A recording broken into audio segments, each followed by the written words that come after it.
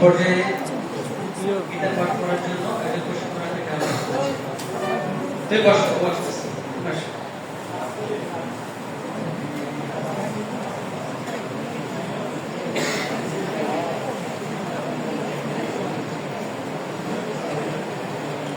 সবাইকে নমস্কার।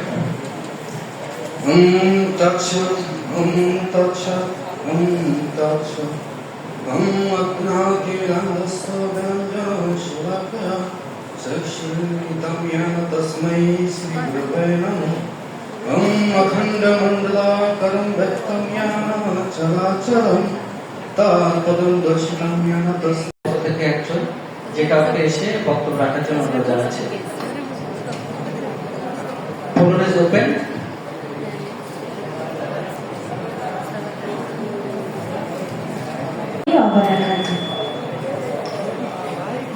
ছোটবেলায় যখন জিএসসি দিলাম, এসএসসি দিলাম, এসএসসি দিলাম, কিছু শিক্ষক করতো কি হাতে একটা শীট ধরা দিয়ে বলতো একটা বললে সব হয়। ভালো প্যারাগ্রাফ মুখস্থ করলাম, একটা বললে সব হয়। এসে মুখস্থ করলাম, একটা বললে ওই সব হয়। এইভাবে কোনো মতো ট্রেনে ট্রেনে পাস। সবাই সচেতন কাউন্টারে পড়ে গেলাম, উঠবো কিভাবে? আর যেই আমি মাস্টার্স বইটা হাতে নিলাম, ইংরেজি বইটা, তখন মনে হলো আমি মনে হয় পৃথিবীতে না আসাই ভালো ছিল।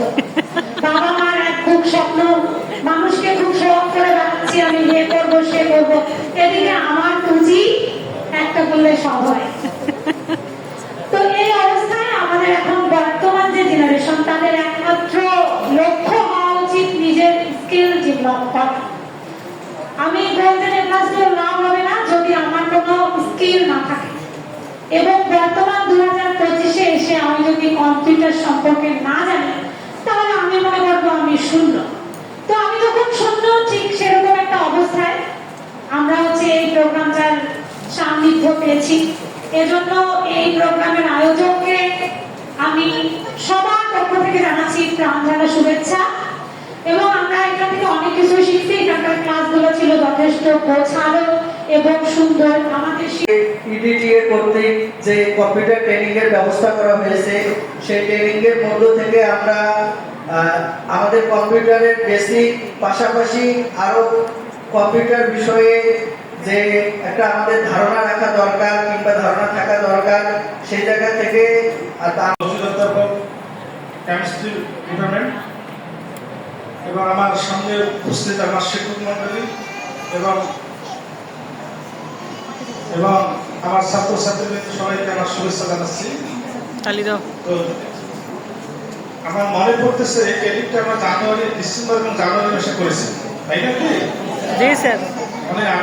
অনেক আগের দিনের সার্টিফিকেট আজকে তুলে অর্থাৎ প্রায় 6 মাস পর সার্টিফিকেট ট্রেনিং হওয়ার সাথে সাথে যদি সার্টিফিকেটটা পেতাম, চাকরিটা আরো ভালো লাগতো, তাই না?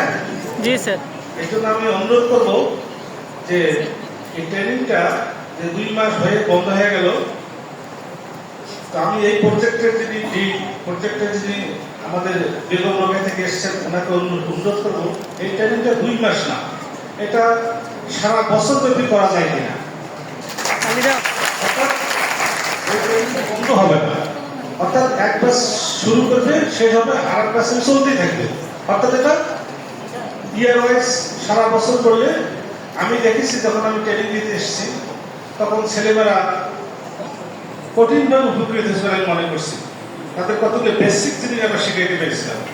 তো আমার অনুরোধ থাকবে এটা যেন বন্ধ না হয়। এবং আমাদের এখানে প্রতি ইয়ারে প্রায় 2000 স্টুডেন্ট পড়ে। তো এই 2000 বাচ্চা শিক্ষার্থীকে যদি আমরা এটাকে শিখাইতে পারতাম, তাহলে তাদের জন্য অনেকটা উপকার হতো। আমাদের পিটি স্যার এবং প্রিন্সিপাল স্যারের কাছ থেকে হচ্ছে 2-1 নেবে। বাকি সার্টিফিকেট গুলো রসায়ন বিভাগ থেকে সিআর এর মাধ্যমে সংগ্রহ করতে হবে। প্রশিক্ষণ তার কলেজে অন্যান্য কলেজে তিনি অনেক করিয়েছেন, অনেক তার অভিজ্ঞতা রয়েছে।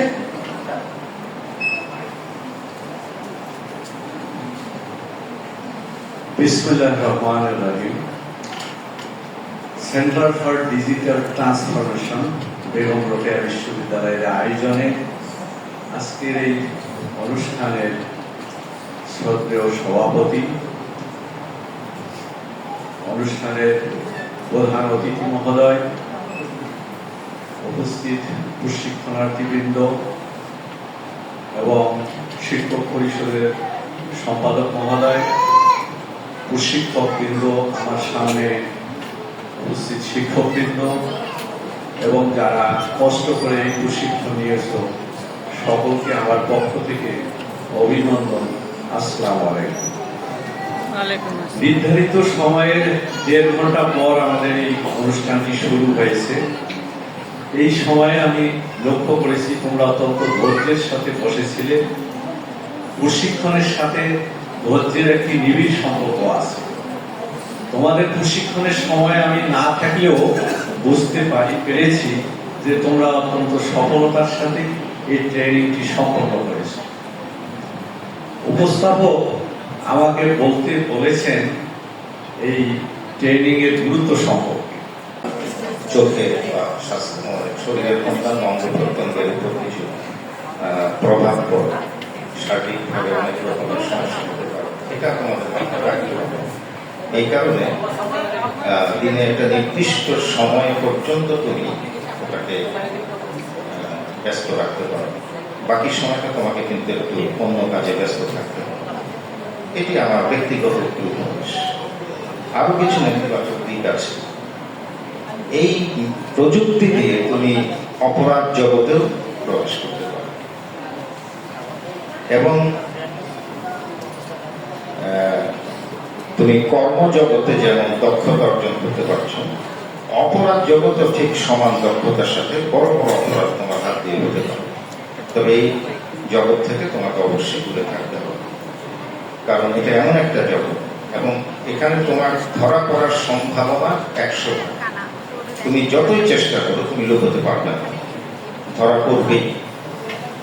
আমাদের দেশে এখন সাইবার একটা আছে, তো এগুলো থেকে তোমাদের নিজস্ব কোনো টুলস না থাকে তাহলে পসিবলি ওই আমটা আপনি পারতে পারবেন না, তাই না?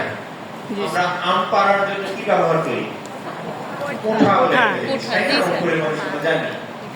তাহলে প্রথম শিল্প বিপ্লব আসলে মূলত যেটা করেছে এরকম কোন মেকানিক্যাল জিনিস বা এরকম জিনিস তৈরি করেছে, কোঠার মতো জিনিস, যেটি আসলে যেটা অ্যাসিড করা যাচ্ছিল না সেই জিনিসটা অ্যাসিড করা গেছে। ফর এক্সাম্পল, প্রথম শিল্প বিপ্লবের আগে মানুষ আসলে কায়িক শ্রমের মাধ্যমে কোনো একটা জিনিস করত, কিন্তু পরবর্তীতে মেশিনের মাধ্যমে ওই কায়িক শ্রমকে আসলে যেটা কায়িক শ্রম দিয়ে পারা যায় না, মেশিন দিয়ে সেটা পারা গেছে।